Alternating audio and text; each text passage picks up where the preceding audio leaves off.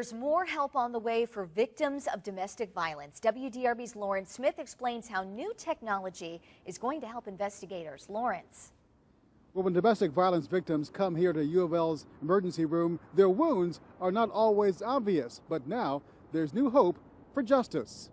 Crime labs like this one routinely process evidence to help prosecute sexual assault cases. But in those cases of domestic violence in which there is no rape, evidence is sometimes difficult to find. Strangulation wounds, for example, are not always obvious. A lot of times the strangulation was not significant enough to break enough blood vessels to cause excessive swelling or bleeding. Often they're not able to prosecute. They're not believed because this is a cycle, and a lot of times victims return due to the fact that they're economically entrapped.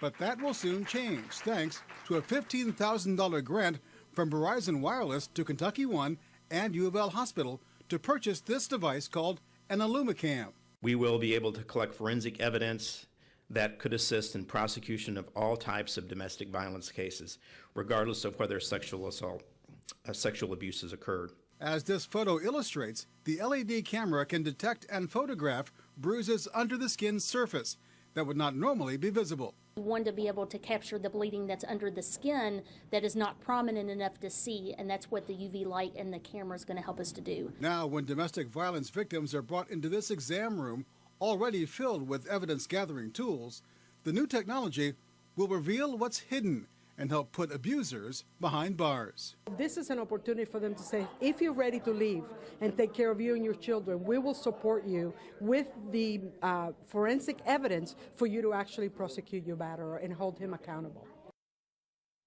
Now, the grant not only buys new equipment, but also helps cover the cost of the forensic exam for domestic violence victims.